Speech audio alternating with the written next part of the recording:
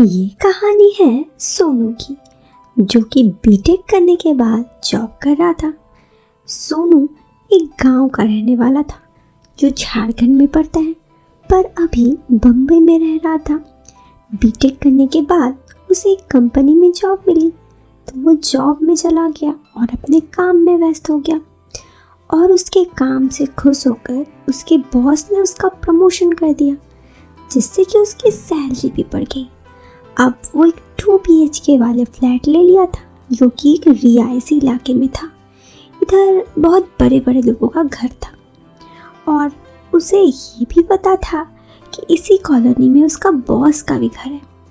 अब कहानी सोनू की जुबानी। तो मुझे पता चला कि मेरा बॉस का भी घर यही है। मैंने उन्हें बताया कि सर, मैंने आपके घर के पास ही घर लिया है। वो मेरी तरफ खुश होकर देखने लगे और कहे, कभी घर आना। मैंने कहा, जी सर, जरूर। एक दिन की बात है, बॉस अपनी कोई फाइल घर में भूल गए, जिसको लाने के लिए मुझे उनका घर भेजा। मैं फाइल लाने की बात सुनकर हैरान था कि ये चपरासी का काम मुझे करने के लिए क्यों कहा जा रहा है। मैंने कहा, सर, प्यून को भेजकर मंगवा लूं। वो बोले, मिस्टर सिंह, आप मेरी बात का बुरा मत मानना, ये फाइल आपको ही लानी पड़ेगी, क्योंकि ये गोपनीय फाइल है। यदि आप नहीं जाना चाहते तो कोई बात नहीं, मैं खुद जाकर ले आता हूँ। जब बॉस ने कहा तो मैं समझ गया कि ये कोई ज़रूरी काम है जो मुझे करने के लिए कहा जा रहा है। मैंने उसे कहा, सॉरी सर, मैं ले आता हूँ। अब मैं उनके घर के लिए निकल गया। जब मैं बॉस का घर पहुंचा तो वो नज़ारा देख मेरी आंखें फटी की फटी रह गई। बॉस की बीवी ने दरवाज़ा खोला, मुझे अंदर आने के लिए बोला। मैं उनकी खूबसूरत देख होश आ गया। फिर उन्होंने चुटकी बजाई और मुझे होश आया। क्या खूबसूरत थी, सब तो मैं बयान नहीं कर सकती। दूध सी गोरी और बहुत ही खूबसूरत सी। उस समय मैं वो नॉर्मल एक टॉप और पैंट पहनी थी, जिसे देखते ही मैं बस पागल हो रहा था। वास्तव में वो बहुत खूबसूरत थी। उसने मुझे चाय के लिए ऑफर किया तो मैं बैठ गया। फिर उन्होंने नौकरानी से चाय मंगवाई और मुझे खुद अपने हाथों से दे दिया।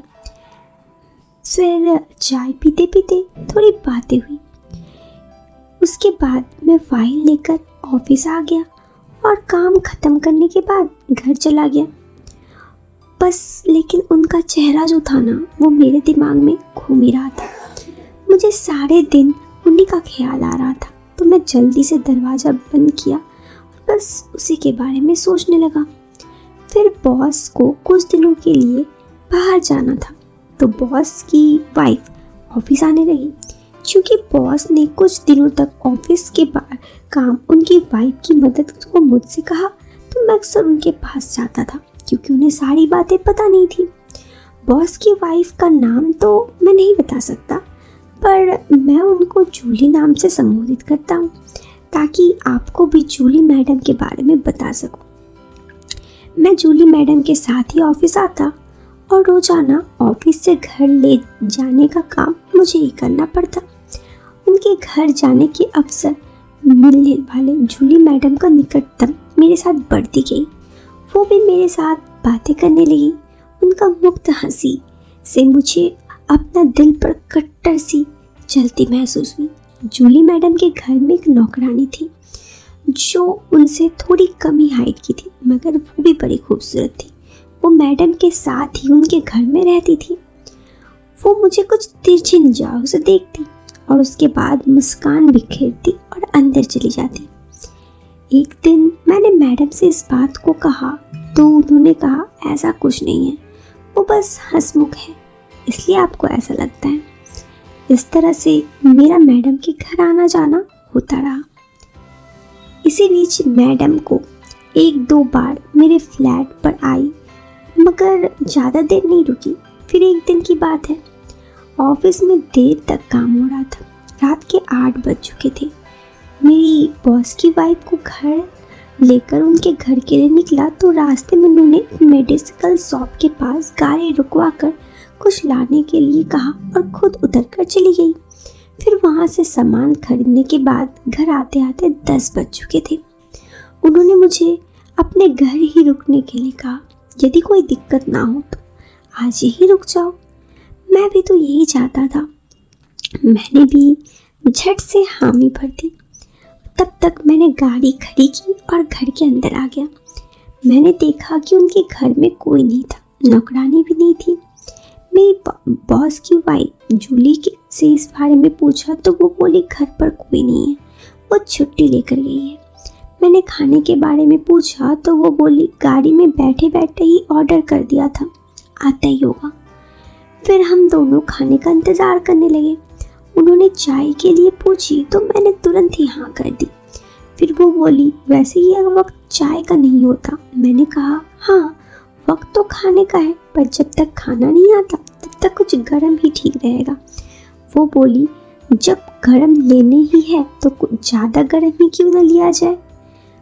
मैं समझ नहीं पाया, उसकी तरफ सवालिया नज़रों से देखने लगा। वो बोली ड्रिंक चलेगी। मैंने हंसकर कहा हाँ बिल्कुल। वो विस्की की बोतल और ग्लास उठा लाई। हम दोनों जाम टकराने लगे।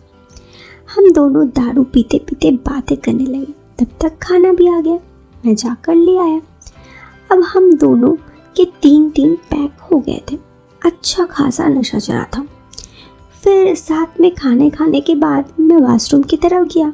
उन्होंने अपने बेडरूम वाले वॉशरूम के लिए बता दिया। मैं तुरंत गया क्योंकि मुझे भी थोड़ा नशा चढ़ा हुआ था।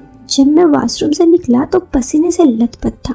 दोस्तों, कहानी आगे तो ज़रूर जारी है, लेकिन वीडियो के सेकंड पार्ट में। अगर आप कमेंट करोगे तो इस वीडियो के सेकंड पार्ट में मैं ये कहानी आगे बरकरार रखूँगी। फिलहाल के लिए दोस्तों लेती हूँ इस वीडियो से अलविदा। आप इस वीडियो को एक लाइक कर सकते हैं और चैनल पे पहली बार आए हैं तो सब्सक्राइब करें और कमेंट बॉक्स में बताइए कि आपको सेकंड पार्ट चाहिए या नहीं। तब तक के लिए बाय बाय।